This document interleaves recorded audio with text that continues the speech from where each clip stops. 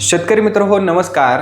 सोयाबीनचा हा सीझन सुरू होत आहे आणि आपल्या बऱ्याच शेतकरी मित्रांचा एक प्रश्न आहे की एससीटी वैदिक सारखं तंत्रज्ञान सोयाबीन सारख्या पिकांना कसं वापरायचं। चला जाणून घेऊया। सुरुवात आपल्याला बीज प्रक्रियेपासून करायची आहे। याच्यासाठी soil charger 50 milli, plant charger 20 gram आणि रूट चार्जर 20 ग्रॅम हे मिश्रण एकत्रित करून 1 किलो बियाणासाठी वापर करायचा आहे। आपलं जेवढं बियाणं असणार आहे त्यानुसार तुम्ही हे प्रमाण जास्त घेऊ शकता। हे कोटिंग करताना एवढी काळजी घ्यायची की कोटिंग केल्यानंतर ते सावलीखाली 2 ते 3 तास आपल्याला वाळवायचं आहे आणि त्यानंतरच ते पेरणीसाठी वापर करायचा आहे। मित्र हो, यानंतर एससीटी वैदिक तंत्रज्ञानाचा बेसल डोस सोयाबीन पिकासाठी कसा असला पाहिजे। मित्र हो, नुकतेच एससीटी वैदिक तंत्रज्ञानाचे दाणेदार खत लॉन्च झाले आहे आणि ते खूप जबरदस्त रिझल्ट देत आहे। तुम्ही हे जर आपल्या पिकासाठी वापरलं तर निश्चितच आपल्या पिकाचं उत्पादन तर वाढेल व माती सुद्धा सुपीक राहील। मित्र हो, बेसल डोस मध्ये आपल्याला कृषी अमृत 5 बॅग, सम्राट 2 बॅग, शक्ती 2 बॅग, मिरॅकल 1 बॅग व ह्यूमस गोल्ड 1 बॅग याप्रमाणे प्रति एकरी हा डोस आपल्याला घ्यायचा आहे। हा डोस आपण अधिक उत्पन्नासाठी वाढवून घेऊ शकतो। हा डोस आपण घेतला, पण हा आता द्यायचा कसा, तर प्रत्येक भागानुसार पद्धती वेगवेगळ्या आहेत।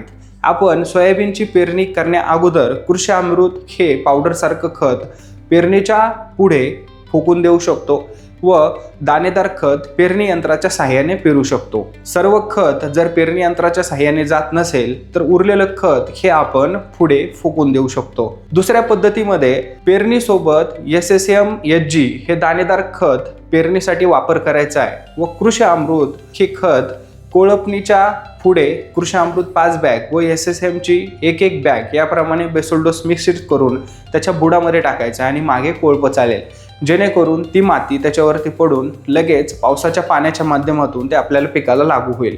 या 2 पद्धतीने तुम्ही बेसल डोस देऊ शकता। हा झाला एससीटी वैदिकचा बेसल डोस। या प्रकारे जर तुम्ही पिकाला पोषण दिलं तर निश्चितच आपल्या पिकाचं उत्पादन हे नक्कीच वाढणार आहे।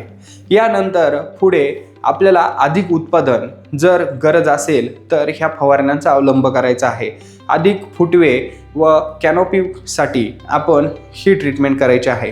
Crop charger 5 milli, fruit charger 15 milli, energy booster 1 milli प्रति लिटर प्रमाणे पाण्यात मिश्रण करून फवारणी करायची आहे। त्याच प्रकारे अधिक फुलधारणेसाठी आपण flower charger 5 milli, fruit charger 15 milli व एनर्जी बूस्टर 1 मिली प्रति लिटर पाण्यामध्ये मिसळून फवारणी करायची आहे। शेवटच्या टप्प्यामध्ये आपल्याला साईज आणि शेंगांची जाडी वाढवण्यासाठी, क्वालिटी सुधारवण्यासाठी ही फवारणी करायची आहे। Size charger 5 milli, fruit charger 15 milli सोबत एनर्जी बूस्टर 1 मिली प्रति लिटर पाण्यामध्ये मिसळून फवारणी करायची आहे। मित्र हो, एससीटी वैदिक तंत्रज्ञानाचा वापर केल्यास पिकावरती रोगराईचा प्रादुर्भाव होत नाही। जर आपल्याला गरज वाटत असेल तर तुम्ही ही ट्रीटमेंट करू शकता। Health fighter 5 milli, plant fighter 5 milli, fruit charger 15 milli सोबत वॉटर चार्जर 0.2 मिली प्रति लिटर प्रमाणे पाण्यामध्ये मिसळून आपल्याला ही फवारणी करायची आहे। ही फवारणी सर्व प्रकारच्या रोग आणि कीड नियंत्रणासाठी आपण वापरू शकता। मित्र होय, हे अशा प्रकारे एससीटी वैदिक तंत्रज्ञानाचं सोयाबीन पिकासाठीचं शेड्यूल आहे।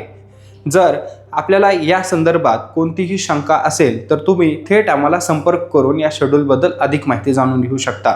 तर चला मित्र हो, आपल्या या सीझनला सोयाबीन सारख्या पिकामधून आपणही खूप चांगल्या प्रकारचं उत्पादन घेऊ शकतो। तर यासाठी आजच आम्हाला संपर्क करा आणि आपल्या शेतामध्ये एससीटी वैदिक तंत्रज्ञानाचं दाणेदार खत वापरा। धन्यवाद।